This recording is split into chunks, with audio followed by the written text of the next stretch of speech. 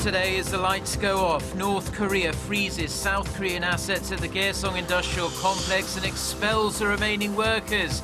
Pyongyang puts the factory park under military control. The South Korean military has retrieved what is believed to be debris from the long-range missile North Korea launched earlier this week. First, a scientific milestone is reached as Einstein's gravitational waves are detected after 100 years. The discovery may allow us to learn more about the nature of the early universe. Stay tuned for these stories and more.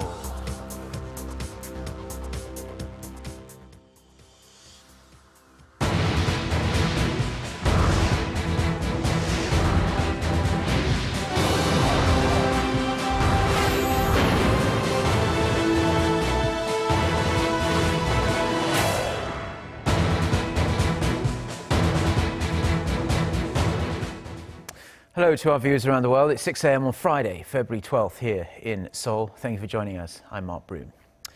Our top story this morning, all South Koreans at the Kaesong Industrial Complex in the North's border city of the same name have been ordered out of the factory park. North Korea has also frozen all South Korean assets there after South Korea cut off electricity to the complex. Kim Mok-yeon starts us off. All 280 South Korean workers at the inter-Korean Kaesong Industrial Complex returned safely back to the south on Thursday. Seoul's Unification Ministry said South Korean businessmen crossed over the military demarcation at around 10 p.m. Korea time. South Koreans that returned from the north, however, were not able to bring their assets, equipment, or products, as Pyongyang on Thursday announced it will freeze all South Koreans' assets in the industrial park. Those that came back from the north included people in charge of dealing with electricity and supplying water at the complex. This means the industrial park will be shut down completely for the time being. The complete withdrawal comes as North Korea announced all South Koreans must leave the complex by 5:30 p.m. In a statement from North Korea's Committee for Peaceful Reunification of Korea on Thursday, Pyongyang said it's closing down the complex and designating the area as a military control zone. The statement released by the North also slammed Seoul for saying that Pyongyang took advantage of the operations in advancing its missile capabilities. South Korea said the suspension is aimed at cutting off money for further nuclear and missile development. A total of some $854 million has been invested from the South Korean government and firms since its establishment in 2003. Kim Mok-yeon, Arirang News. So, the complex has now been taken over by the North Korean military, and North Korea's aggressive response to Seoul's suspension of operations at the Kaesong Complex has, as you can imagine, sharply heightened tension on the Korean peninsula. The South Korean military is on alert for any provocation. Kwon Jang-oh has the details. After the North regime called Seoul's previous suspension of operations at the Kaesong Industrial Complex a dangerous declaration of war, South Korea stepped up its military readiness levels. Military officials said they're on alert and ready to deal with any provocation from the north. But although there was noticeably more North Korean troops at the complex during the day, there has been no sign of any military activity along the border. So far, the communist state has only responded with its propaganda broadcasts through its border loudspeakers, as well as scattering propaganda flyers. Nevertheless, South Korean military officials have said they will remain vigilant, especially through the night. Tensions are also heightening as the US steps up its activity to support South Korea. A military official said today that a US Navy nuclear-powered submarine, the USS North Carolina, will be approaching the peninsula by next week. B-2 stealth bombers and F-22 Raptor stealth fighters will also reportedly be deployed. Talks on the deployment to South Korea of THAAD, the US-built anti-ballistic missile system, have also been stepped up. And there are still plans for Seoul and Washington to hold their biggest ever joint military drills sometime this year. With tensions rising, it remains to be seen how the North Korean regime will react to the US military's movements. Kwon Jang-oh, Arirang News. Now, South Korean businessmen at the Kaesong Complex are safely back in the south, as we heard, but the companies they've spent years and years building are now stuck in a state of uncertain limbo. Connie Kim reports. a day after South Korea announced it was shutting down the inter-Korean Kaesong Industrial Complex. South Koreans with businesses in the park set out for the North Korean border town early on Thursday morning to start withdrawing their workers and equipment. With Pyongyang having agreed to Seoul's proposed schedule for moving its workers in and out of Kaesong, a total of 132 South Koreans were able to enter the complex. On their way in, business owners expressed a mixture of disappointment and anger over Seoul's decision to close down the last remaining symbol of inter-Korean economic cooperation. South Koreans with factories at the complex are trying their best, but what we got is a sudden notice to pull out. What did we do wrong? The country would be better off if the companies were allowed to prosper. We have about a 2-month supply of products stored up. If the government had given us some kind of notice beforehand, we could have balanced out production. I personally don't think it will be easy for the industrial park to reopen after this. That prediction could very well prove true. When the South Koreans arrived at the complex, it was as if North Korea had told its workers not to report for duty. Some 280 buses reportedly arrived at the complex as usual, but all of them were empty inside. The North Korean workers did their jobs as usual on Wednesday. They followed the orders given by the South Koreans, but they didn't know about the suspension until they left work that day. They were probably notified today. Although some of the factory and company owners entering the complex were willing to share their thoughts on the shutdown on their way in, most of those returning from Kaesong remained tight-lipped about the situation and seemed reluctant to comment. We respect the government's orders and have no choice but to listen to the Kaesong Industrial District Management Committee. Seoul has been reviewing plans to support the companies, but those plans could change drastically because it doesn't appear the complex will reopen anytime soon. Connie Kim, Arirang News, Paju. So, what's the experts' reaction to the latest developments at the Kaesong Industrial Complex? Most believe it will have a significant impact on North Korea's finances, but they also think it will come with a heavy cost to the south as well. Kim Jeon with the details. Local experts are divided about the impact of Seoul's move to pull out of the Inter-Korean Joint Industrial Park in Kaesong. Some say the move will send a clear message to the international community, showing South Korea's commitment to stop North Korea's nuclear armament program. The world takes its cues from South Korea. And if the South Koreans are not reacting as strongly as possible to the North Korean armament program, you can't really expect the rest of the world to do it. The amount North Koreans have earned from the joint industrial park in Kaesong is around $515.2 million, which equals to about 20% of the total cost of Pyongyang's nuclear armament program. But other experts say the stakes from the latest move are too high for the South Korean economy. More than 95% of goods produced in the complex are currently sold and distributed to the South Korean consumer market. This is why the government's move will not only affect the complex's 124 local business entities, but also some 5,000 South Korean subcontractors, mostly small and medium-sized local companies. The expert from the Hyundai Research Institute says South Korean businesses have raised a combined $2.2 billion in sales from 2005 to 2013. The same researcher added that Pyongyang could find other ways to earn cash, such as exporting laborers to other countries like China. Thus, he emphasized the importance of China's participation in imposing stronger sanctions on North Korea. More than 800 South Koreans and nearly 54.8 thousand North Koreans were employed in the joint industrial park in Kaesong, the last remaining symbol of inter-Korean economic cooperation since it was launched in 2003. Kim Jeon, Arirang News.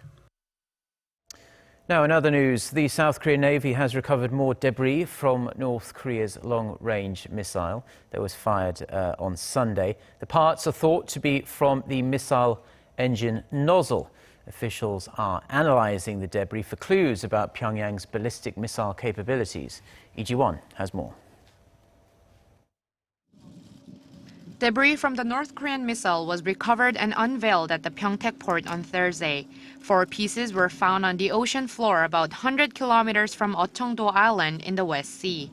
A cylindrical piece with a diameter of about 2 meters and suspected to be a joint for rocket propellant was seriously damaged with rust and paint coming apart in various sections. 2 other pieces are believed to be from the missile's engine nozzle, while the 4th piece to be the outer layer of the nozzle. The Navy has been working around the clock since Tuesday to recover the items using salvage ships and unmanned remotely operated vehicles. Other pieces from the first and second stages of the long-range missile were recovered on Monday, as well as fragments of the payload fairing that were picked up on the launch day. They will now be sent to the Agency for Defense Development for analysis. The recovery of the pieces comes as a North state-run Korean Central Television released video footage of Sunday's launch, showing the missile at various angles as it took off from the Dongchangli launch site. Meanwhile, a rare Joint Chiefs of Staff meeting was held among the highest-ranking military officials from South Korea, the U.S., and Japan via video conference. The 3 have once again confirmed that North Korea has violated UN Security Council resolutions. The 3 allies have vowed to cooperate in sharing information on North Korea real-time. They also discussed the possibility of the U.S. deploying more military support to South Korea. Lee Ji-won, Arirang News.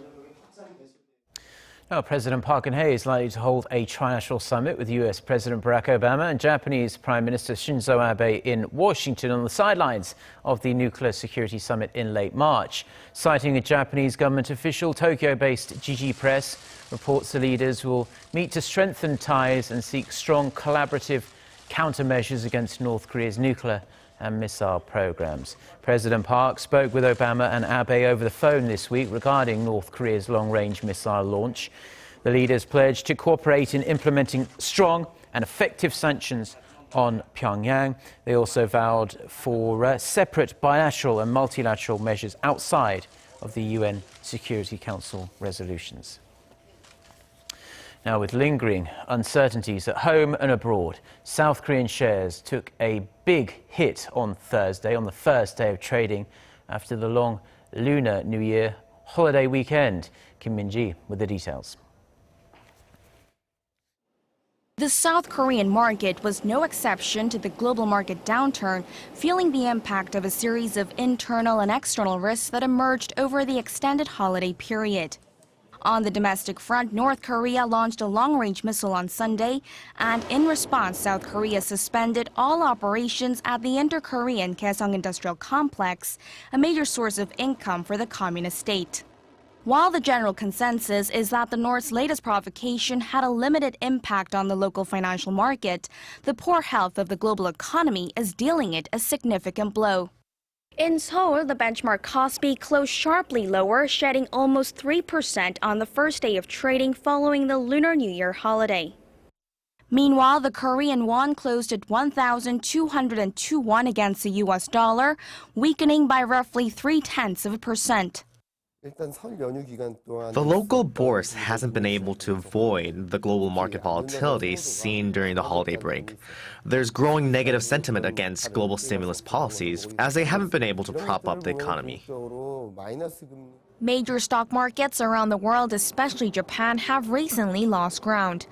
The benchmark Nikkei lost more than 7% over 2 days. On Thursday, Hong Kong's Hang Seng, which reopened after the holiday break, also shed almost 4%. In addition, there's been lingering uncertainty stemming from China's slow growth, as well as an ongoing decline in global oil prices. South Korea's finance ministry said it's keeping a close eye on local and global markets and vowed to convene a market review meeting every day until conditions show signs of stabilization. Kim Min-ji, Arirang News. Now, it's being hailed as a historic landmark in the world of science and what we know about the universe. Scientists in the United States have, for the first time, detected gravitational waves. At a press briefing in Washington on Thursday, researchers from the Laser Interferometer Gravitational Wave Observatory, or LIGO, said they detected gravitational waves coming from 2 black holes that had smashed into each other. The chirping sound that was detected is being hailed as confirmation of the final part of Einstein's general theory of relativity. And while the discovery has no immediate consequence, scientists say this opens a new window on the universe, as until now they had been solely dependent on light to observe the cosmos. Scientists refer to gravitational waves as the ripples in the pond of space-time, in which the gravity of large objects warps space and time.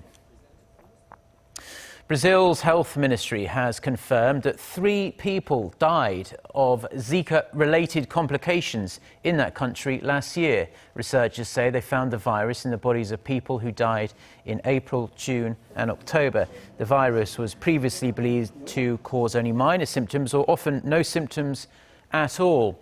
There has been, we must stress, no significant evidence linking the virus to fatalities, but studies on Zika have been rather limited until recently. Now, stepping up the fight against the outbreak that has been linked to possible brain defects in newborn babies, Brazil has reached a deal with the University of Texas to develop a vaccine within 12 months. Brazil has also reached vaccine partnerships with the US Centers for Disease Control and Prevention and is aiming to seal a deal with the pharmaceutical giant GSK as well. Now, more frustration for travellers to and from Korea's southern resort island of Jeju as scores more flights have been grounded, this time not for heavy snow, but for strong winds. Officials say more than 50 flights were cancelled. Over 100 were either delayed or were forced to turn back as landing would have been just too dangerous. Thousands of passengers have spent a restless night at Jeju International Airport trying to arrange rescheduled flights home. Now, the same airport bore the brunt of even more chaos some 2 weeks ago when a blanket of thick snow paralysed air travel in and out of Jeju for several days.